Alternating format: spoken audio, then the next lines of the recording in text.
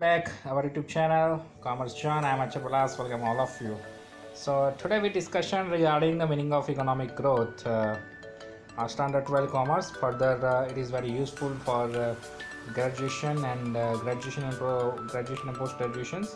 So now channel पे नया तो channel like कर दीजिए, share कर दीजिए and subscribe करना भूलिए मत, ठीक है? And thank to my all viewers for the support me. Okay. So start करते हैं आज का session. Okay. So growth means economic growth. जब आप छोटे थे तब आपकी हाइट बहुत छोटी थी, अब बड़े हो गए तो आपकी हाइट बड़ी हो गई, तो वो ग्रोथ है। लेकिन कैसे हुई उसको हम डेवलपमेंट बोलेंगे, ठीक है?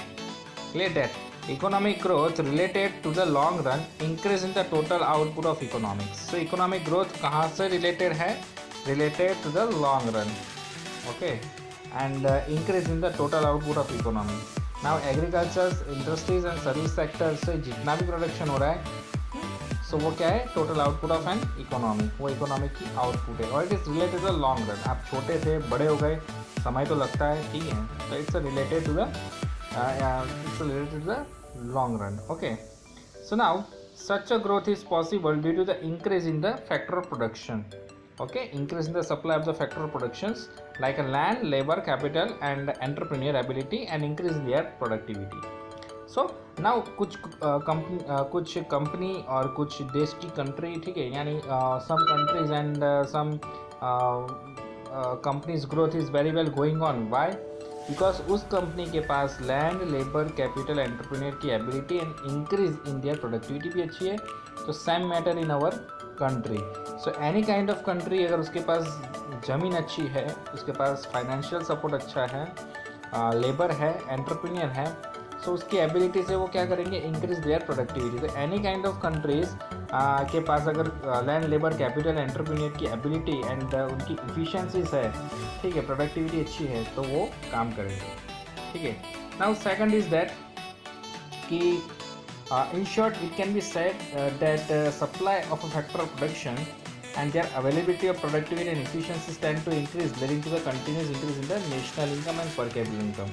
So the supply of production and the supply of factor of production, अगर वो अच्छी मात्रा में मिल रहे, यानी 4 फैक्टर हैं सप्लाई प्रोडक्शन के, ठीक है, फैक्टर ऑफ प्रोडक्शन के। First land, labour, capital and entrepreneur, okay, उनकी availability and productivity and efficiency tend to increase, leading to continuous national income and per capita income. अगर ये 4 फैक्टर ऑफ प्रोडक्शन आपको अच्छे से मिल रहे, ठीक है, तो उससे क्या होगा? उनकी एबिलिटी भी है, उनकी प्रोडक्टिविटी भी है, तो उससे क्या होगा? देश की इनकम तो बढ़ेगी, लेकिन पर कैपिटल इनकम भी बढ़ेगी। सो इसलिए यहाँ पे बोला है and the economic growth is a quantity change, it's a quantity changes. ये सिर्फ न्यूमेरिकल इंफॉर्मेशन दिखा रहा है, न्यूमेरिकल, सो इसलिए क्वांटिटी चेंजेस है। क्वालिटी चेंजेस कहाँ पे होंगे? वो तो सिर्फ डेवलपमेंट में होंगे, ठीक है? तो डेवलपमेंट की हम बाद में लेक्चर में हम बात करेंगे। बाद में हम बात करेंगे डेवलपमेंट की। So the economic growth show the increase in the output and the gross national income. So economic growth क्या दिखा रहा है? Show the output of an economy and the output and the gross national income, okay, through the which a country's economic status is indicated, okay. So the economic growth show the increase in the total output and the gross national income, and economic growth indicate the status of country, okay। किसी भी country की वो क्या कर रहा है? Economic status दिखा रहा है, ठीक है। It help to comparative evaluation also. India की कंपेरिजन हम कहाँ करेंगे? यूएस के साथ करेंगे, यूके के साथ करेंगे, ठीक है। सो वो कंपेरेटिव इवेल्यूशन है। यहाँ पे जो पैराग्राफ है वो मोस्ट इंपॉर्टेंट है कि अगर फैक्टर ऑफ प्रोडक्शन आपको अच्छे से मिल रहा है किसी भी कंट्री में, तो वो कंट्री का ग्रोथ होने वाला है, आराम से होने वाला है, ठीक है। नाउ कुछ लोग बोलेंगे सर यूएस का तो 2% चल रहा है, यूके का भी 3% चल रहा है, इंडिया का तो 7% ग्रोथ अच्छा है। नहीं बेटा, ऐसा नहीं है। ये लोग पहले से यूएस यूके डेवलप करके बैठे हैं, हम डेवलपिंग में, इसलिए हमारा ग्रोथ रेट ज़्यादा है compare to US UK, okay. अब डेफिनेशन में चले जाते हैं तो economic growth refers to a growth rate, national income और rise the total quantum of goods and services. यानी ये इकोनॉमिक ग्रोथ क्या रिफर कर रहा है? National income, okay, and rise in the total output of goods and services. Total output of goods and services quantum निकाल दीजिए अगर आपको पढ़ने में कोई प्रॉब्लम हो रही है।